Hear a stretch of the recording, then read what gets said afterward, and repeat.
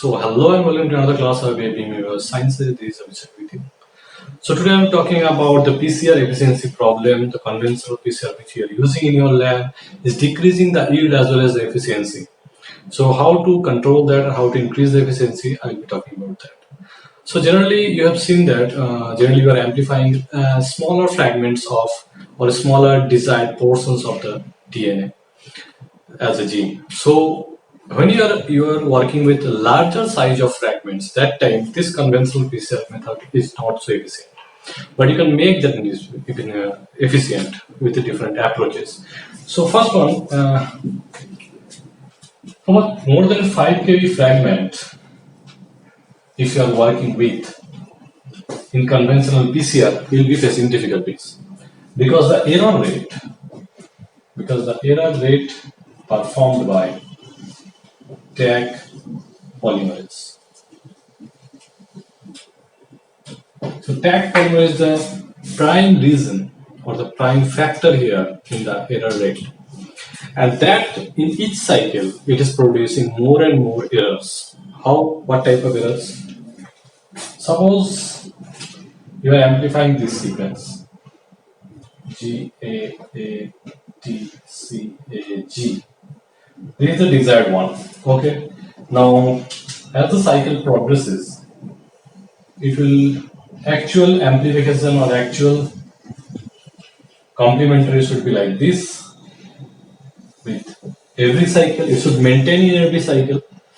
I'm giving you just an example. But actually, what happens?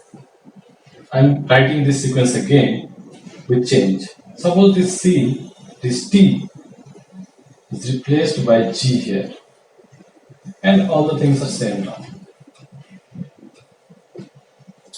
So now the TA or AT base pair is replaced by the GC base pairs. Likewise, in each cycle or every cycle, when the number of base pairs are higher, that time different or higher rate of errors are there. And that candidate with every cycle is not the proper or actual candidate which you want to amplify. So the most problematic thing here is the tag polymerase because it doesn't have a exonuclease or proofreading activity. So what you have to do, you can get some good tag polymerase with more proofreading activity like 3' to 5' exonuclease activity. So I'll give you some example over here. So 3' to 5' exonuclease activity.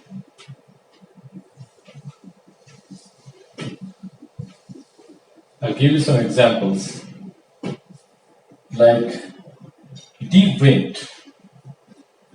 polymerase, which is also named as, or you can get this from Pyrococcus sp, which is produced by Pyrococcus sp and named as deep vein. Okay, now TMA, you can get this from Thermotoga maritima.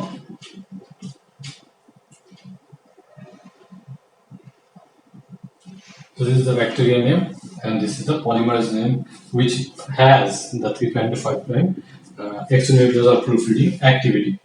Now there are some more are there, like you can say, sorry, PW, and get this like Pyrococcus. I'm not writing the thing again, WASI. So these are a few of the species and few of the polymerases which have the proofreading activity, which will increase the yield of your, or the rate of error is much more reduced when you are using this type of polymerases. So sometimes you need to work with the PCR product in cloning also. That and these polymerases will be very, very helpful. So this one factor. So I'll go to the next factor. So the next factor is the starting problem. Means how you are starting your polymerase or the reaction and what is the temperature. So normally when you are starting the polymerase in lower temperature, so temperature is very factor here, and also the tag polymerase, how you can modify this again depending upon the temperature. So Taq polymerase and temperature. I will tell you what is the relation and how you can modify it. So temperature problem is that when you are when you are starting a reaction in just lower temperature, suppose like 70, 60, if you start that, what is the problem? The problem is the primers will anneal at different places, means non-specific locations, and the reaction will start.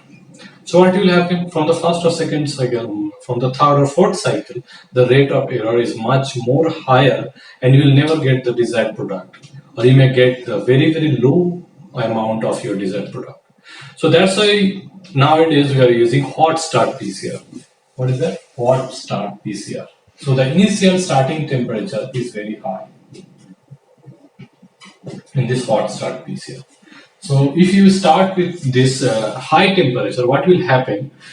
The polymerase, which is taking this temperature, will be activated at that particular temperature, that higher temperature, and then only it will start its work. So hot start PCR is one solution. Now, in regard of the hot start PCR, you can use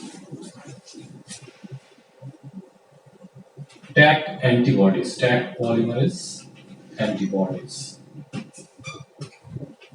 This is one solution. This is the second solution. Taq polymerase antibody. Okay, these Taq polymerases are tagged with antibodies or blocked with antibodies in the reaction. So whenever you increase the temperature to 90 to 95 degrees centigrade, that time only these antibodies which are bound to that particular enzyme will be destroyed or deactivated or degraded. Then only this Taq polymerase will come in action and do the PCR process with more efficiently. The third situation is the third solution is the SELEX method. Systemic evolution ligand by exponential enrichment. So this is the method where the Taq polymerase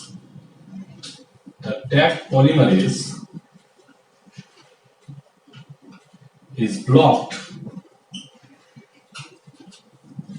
by small 70-mer substituents. So here the small amounts of 70-mer repeats of that particular sequence is bound or is just compress the enzyme until it finds the particular environment to work properly. Okay. The fourth one is the AmpliTaq Gold. AmpliTaq Gold polymerase. So what is this polymerase? AmpliTaq Gold polymerase is a modified polymerase which only be activated at 95 degrees centigrade. So, which could not be activated at lower temperatures, and it will reach, if it reaches the reaction, whenever it reaches 95 degrees centigrade, that time this AmpliTaq Gold will be activated and your reaction will start. So these are the few processes through which you can increase the yield of your PCR or you can reduce the error rates in your PCR amplification. So I hope this will help you in your research as well as in your class. Thank you. So if you like my classes, give a big thumbs up and don't forget to subscribe my channel because these things stimulate me to take futuristic classes for you guys. So thank you and be with me.